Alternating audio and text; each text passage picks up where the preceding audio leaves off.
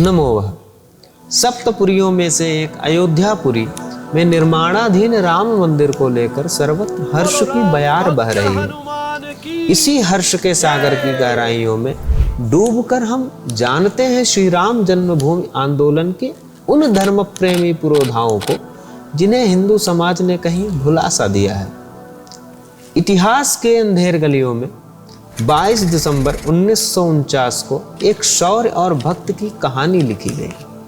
अप्रत्याशित नायकों की टोली, जिनमें अद्वितीय धर्म सम्राट स्वामी करपात्री जी महाराज, महाराजा पाटेश्वरी प्रसाद सिंह, महंत दिग्विजयनाथ जी और मजिस्ट्रेट के नायर जी प्रस्तुत थे।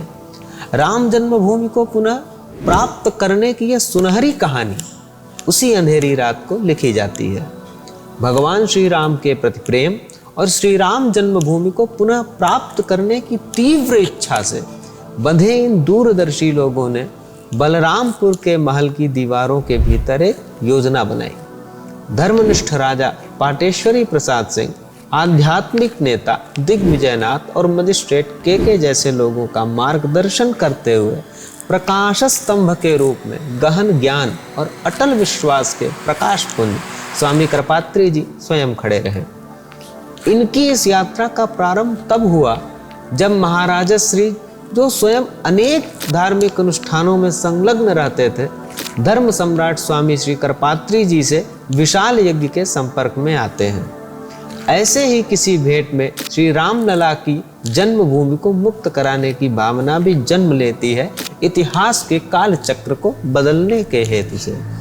फिर कई मास बीतते गए। एक दिन रामायण महासभा ने श्री रामचरितमानस का विशाल पाठ आयोजित किया, जिसका समापन हनुमानगढ़ी में एक असाधारण सभा में हुआ।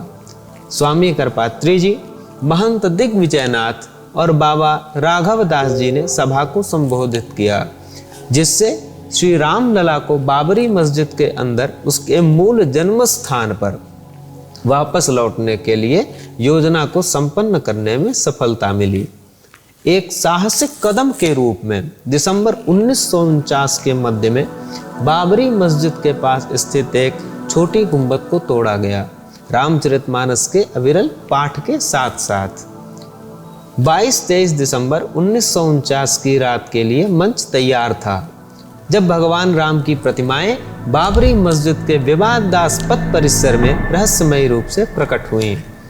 भय प्रगट कृपाला दीन दयाला कौशल्या हितकारी की गूंज अयोध्या में गूंज उठी, जो सावधानी पूर्वक नियोजित और साहस पूर्वक निष्पादित कार्य की विजय का संकेत दे रही थी।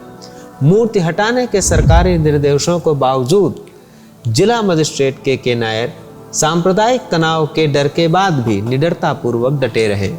धर्म सम्राट स्वामी करपात्री जी के दृष्टांतपूर्ण नेतृत्व और गहरे ज्ञान ने इस वीर गाथा को आकार दिया, उन्हें राम जन्मभूमि की सफल मुक्ति के पीछे सफलता का प्रमुख कारण बनाया। उनकी विरासत श्री पाटेश्वरी प्रसाद सिंह, दिग्विजयनाथ और के नायर के साथ जुड़ी हुई, जिनके उत्कृष्ट समर्पण और अडिग संकल्प कई पीढ़ियों को प्रेरित करते रहेंगे।